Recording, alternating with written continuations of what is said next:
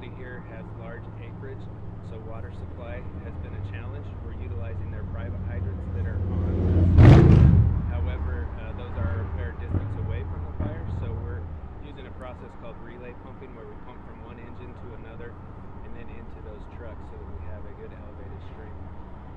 Initially, in the early morning hours, we had a fair amount of wind that was made the firefight a little bit difficult. We had a structure to the west as an exposure that was threatened by this, and we worked hard to save that, make sure that we didn't have any fire exposure onto that structure.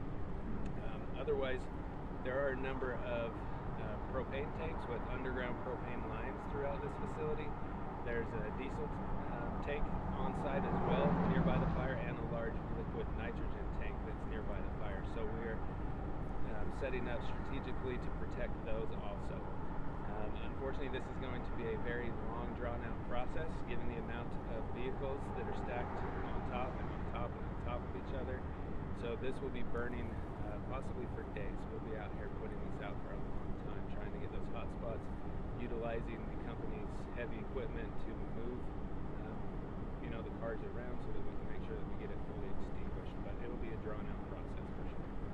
I'm sure Remoteness, I'm guessing, helps in the sense that no one's in danger. You can just concentrate on putting out the flames and dealing with all this. Correct. Yeah, nobody's in danger with this. Like I mentioned, we have those exposure threats. As long as we work to protect those, we'll be good. But we've made good headway on this fire as we've extinguished a good portion of it. And the winds died down, which has been a great benefit to us. But like I said, we're going to see smoke throughout the valley for the next couple days, probably, as we work to fully extinguish this and move all those products so that we can get it all put out. You mentioned that you've been burning for a few days, and you're currently you've extinguished a good portion of it. Can you just give us more details on the process, what you have left, and what percentage of fire that you put out? Yeah, I can't give you a percentage of the fire that we put out. This is about an acre of vehicles that are stacked on top of each other, about 100 foot high. So it's a large amount of vehicles. Vehicles burn anyways, and we've had some residual gas tanks that have exploded in there, just from the vapors that was left in there. So we're working hard to protect our firefighters, as well as those threatened structures and exposures that we have concerns with, as far as the propane tanks and the diesel tank and the liquid nitrogen tank. But because all those vehicles are stacked on top of each other, and it's such a compressed area, and the fire's deep-seated into that area, it's going to take a long time to get it put out completely. Can you help us understand what exactly a miscellaneous fire means? So we get dispatched miscellaneous fires often. They can just be small cooking fires or bonfires. People experiencing homelessness can use them to stay warm, that sort of stuff. It's not uncommon that we get dispatched on those originally. Usually they're nothing to this extent, obviously, but this is what it came in as originally. I don't know the details as far as the initial 911 call, but due to the fact that there was a large header as far as smoke on when initial units were dispatched, they quickly upgraded the assignment for that. Any idea how it started? No idea on the ignition point right now. We'll have investigators on site that will determine that at a later time. Heard a couple booms earlier. Would that have been some of the gas tanks? Yeah, that's just the residual gas vapors in those gas tanks. These are vehicles that have been, they're set for recycling, so they've been compressed down, which makes the firefight even more difficult to get into all the void spaces to put it out. So like I said, for the viewers and that, don't be alarmed by the amount of smoke that'll be in the valley for the next little bit. I say days, hopefully less, but this is going to be a challenging extinguishment. you said it was. Oh. Sorry, luckily not a firefight that would be a threat to life. Any other fire crews here?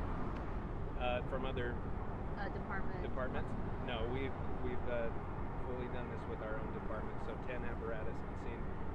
Typically on an assignment like this, we do utilize other departments to run other 911 calls in Salt Lake City if we need the additional through mutual aid.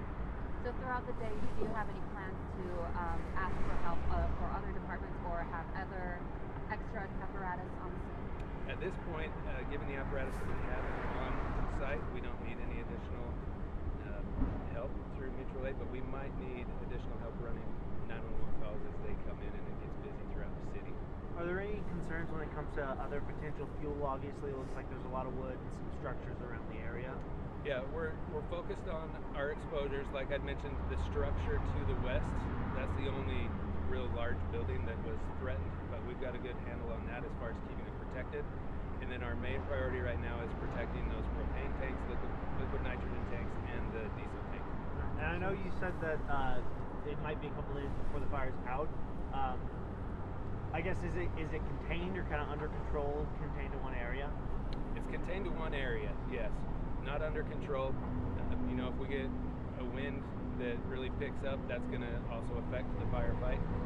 But as of right now, it's contained to just the one area, about 1 acre, where those vehicles are all stacked on each other.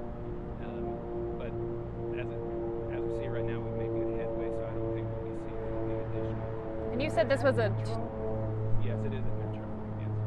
you said this was a 2-alarm fire. Is that correct? Correct. Do you mind describing what that exactly means? Yeah, so a 2-alarm fire, like I said, we have 10 apparatus on site. On a single alarm, you get 3 engine in a truck, and then an additional alarm will double that, plus another battalion chief, and then also support workers like myself or other individuals that come in and investigators. We're supposed to reach record heat today. Is the heat going to affect firefighting efforts at all? Yeah, heat will affect it a little bit, but my understanding will be around 80 degrees, so it shouldn't be too much. Typically when we get above 90 is when we had a lot of issues with heat, and given that it's just a single day and it hasn't been, you know, throughout the entire week of high temperatures, that will also help. But we don't have any like dry fuels or anything. It's only those diesels that are burning. I also saw a tweet that there was a similar fire here in 2018, 2024, and then now. Can you tell a little bit more about that? Yeah, I would have to review those and see. We've had a few fires here, just in general at recycling plants. You know, their job in nature, they have a lot of flammables inside or combustibles on site. So we have responded to a number of fires throughout the valley at recycling plants, similar to this one. Seems like every few years. Seems like it.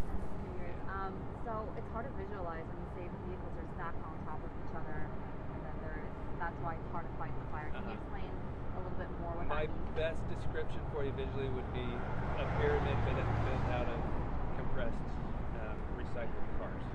If you can kind of visualize that, that's what we're dealing with. Okay.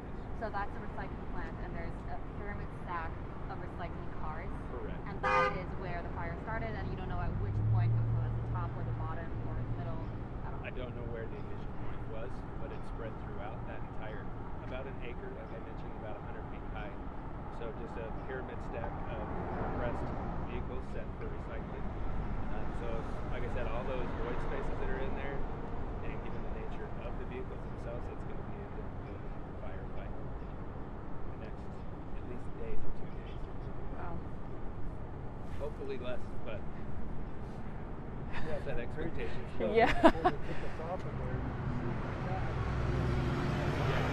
Yeah, I do have some pictures from the initial cruise at 5 o'clock today. I'll put those out on Twitter so you can grab them and put them on our Perfect. site. Okay? Awesome. Thank you so Anything much. else? I think that's it. Okay. Thank you so much. Yeah, I can probably. Okay, we'll Yeah. see.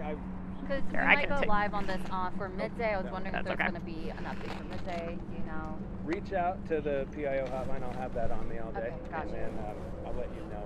So- I've got some other things going. I don't know if any of you are coming to the media event for our firefighter challenge that is in the next couple of Oh hours. no! But I'll be extra tired for that. Out of the days that you can do the media I know, event. right? This is how it always goes.